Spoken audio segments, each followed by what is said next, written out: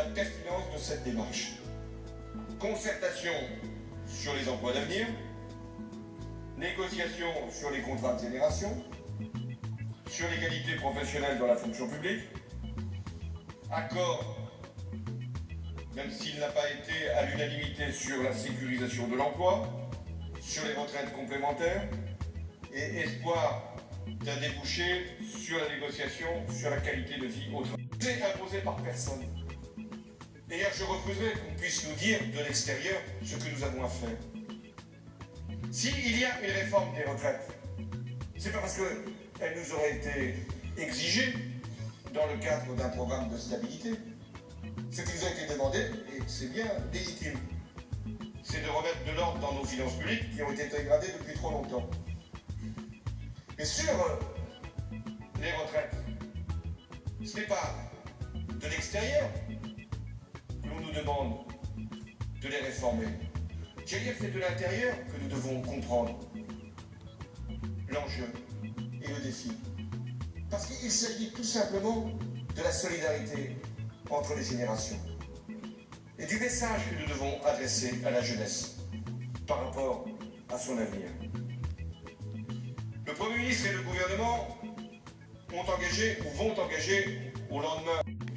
Et en même temps, l'État doit aussi prendre sa responsabilité au-delà des partenaires sociaux et proposer des solutions au titre de la solidarité nationale. Et c'est la raison pour laquelle le gouvernement aura à définir une nouvelle articulation entre prime pour l'emploi et RSA d'activité et favoriser autant qu'il est possible l'incitation au travail. Vous avez souhaité que la conférence sociale aborde également la dimension européenne. Et j'en ai convenu bien volontiers. Parce que nous sommes à la veille d'un Conseil européen important qui va se tenir le 28 juin. Quels sont les objectifs de la Confédération européenne des syndicats? Et quels sont les objectifs de la France? Ils sont proches. Bien sûr, chacun doit être à sa place. Le premier objectif, c'est de mettre en œuvre le pacte de croissance qui a été décidé il y a un an. Vous allez me dire, mais pourquoi n'est-il déjà pas appliqué? Parce qu'il y a lenteur, parce qu'il y a lourdeur, parce qu'il y a résistance. Et donc nous ne devons plus perdre notre temps. Et je l'ai dit à mes collègues européens, le problème de l'Europe, ça peut être celui de son orientation, mais c'est surtout celui de son exécution. Ce que nous décidons devrait d'ailleurs être décidé plus vite et être appliqué dans un délai court. Les procédures, dans une période de crise, n'ont plus de pertinence.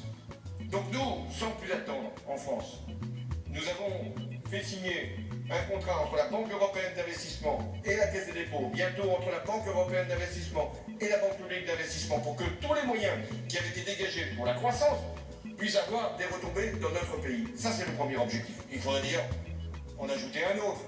C'est que ce programme de 120 milliards d'euros l'année dernière paraît déjà dépassé, qu'il faudrait avoir une stratégie d'investissement à l'échelle de l'Europe, et que s'il y a un thème qui est celui de la transition énergétique, ça me paraît tout à fait essentiel de le porter. Second objectif, l'emploi des jeunes.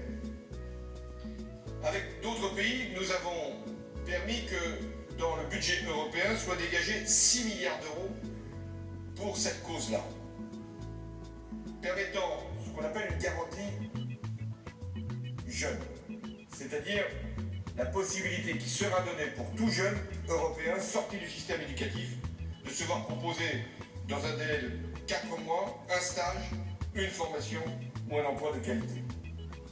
Mettons en œuvre, là encore, cet engagement plus rapidement. N'attendons pas 2014. Il y a des situations explosives en France, mais aussi en Europe. Je parlais du taux de chômage des jeunes. En Espagne, au Portugal, il dépasse 50 ou 60%.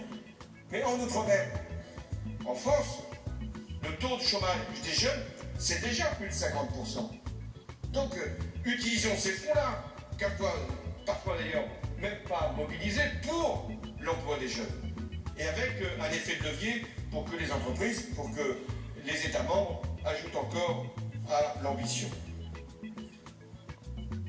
Troisième objectif, c'est de lutter contre le dumping social et contre la concurrence déloyale. À cet égard, il y a deux dispositions que nous devons faire adopter. C'est un salaire minimum dans chaque État membre et l'application différente d'aujourd'hui de ce qu'on appelle la directive détachement. Je ne peux pas accepter qu'il puisse y avoir au nom de cette directive des concurrences faussées qui détruisent de l'emploi en France.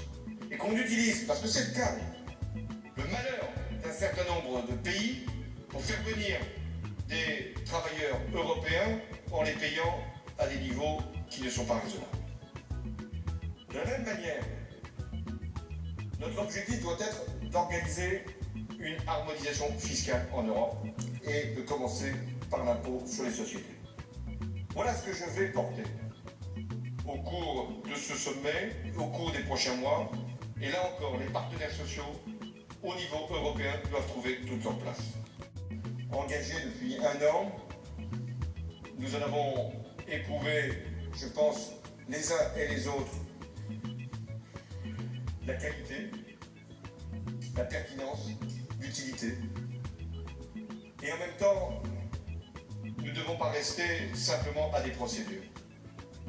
Le dialogue social, c'est un état d'esprit, c'est une conviction, c'est une volonté. C'est une méthode qui ne vaut pas pour un an, ou même pour un quinquennat. C'est une méthode qui doit profondément changer les habitudes de notre pays. Jacques Delors disait dans une formule récemment, et c'était un catholique qui s'exprimait, qu'il faut se méfier des grandes messes s'il n'y a plus la foi.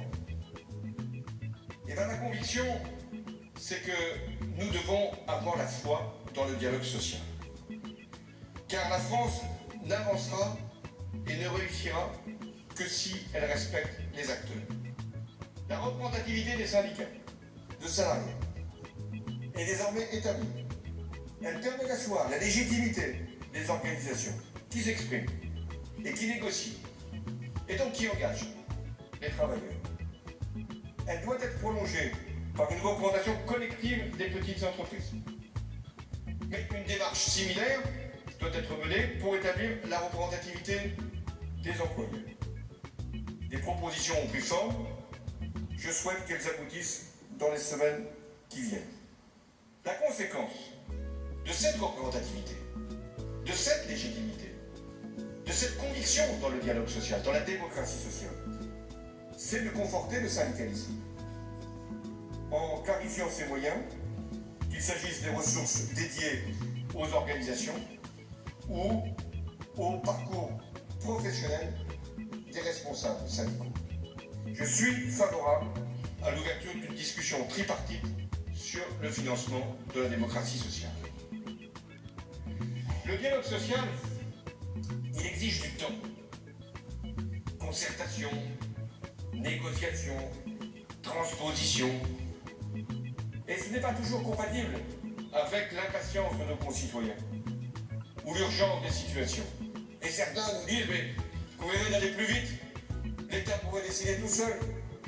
Et au sein de l'État, le chef de l'État, nous gagnerions du temps. Ça serait fini de ces palabres, de ces pourparlers, de ces discussions. La crise est là. Il faut aller vite. Aller vite, c'est n'aller nulle part. Aller vite, c'est rester sur place. Aller vite, c'est mettre chacun en opposition avec l'autre.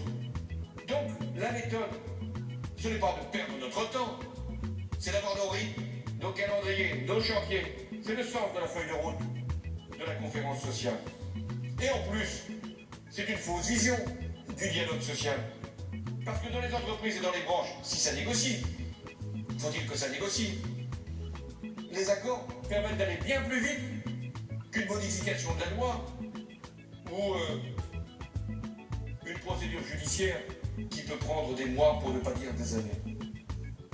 Voilà pourquoi notre réussite dépendra de notre ambition à régler ensemble, avec nos points de vue différents, des grands problèmes de notre pays. Le chômage, la compétitivité, l'avenir de la protection sociale, les inégalités, sans oublier la modernisation de l'État, le service public. Mais aussi, notre réussite dépendra de notre capacité à engager ces réformes dans le respect des partenaires et dans le dialogue. C'est le sens de cette conférence sociale qui doit permettre d'entendre les points de vue, de prendre en compte les initiatives, les propositions et de déboucher sur un agenda de réforme. Et là, je vous l'affirme, comme nous l'avons fait depuis un an, où de grands chantiers ont été menés, nous le ferons encore pour l'année qui vient. Car il n'y a pas de temps à perdre. Il n'y a pas de temps à perdre quand il y a 3 200 000 chômeurs. Il n'y a pas de temps à perdre quand il y a un endettement qui progresse. Il n'y a pas de temps à perdre quand il y a, hélas, une jeunesse qui peut douter de l'avenir qui lui est réservé. Il n'y a pas de temps à perdre quand il y a un effort à engager sur la compétitivité des entreprises, sur l'attractivité de notre territoire. Il n'y a pas de temps à perdre pour lutter contre les inégalités. Alors nous sommes dans une bataille, mais pas entre nous. La bataille, elle n'est pas entre les uns et les autres. Elle n'est pas d'être pour ou contre le gouvernement. La bataille que nous avons à engager, c'est celle qui permettra de faire avancer la France et de donner espoir aux Français. Merci.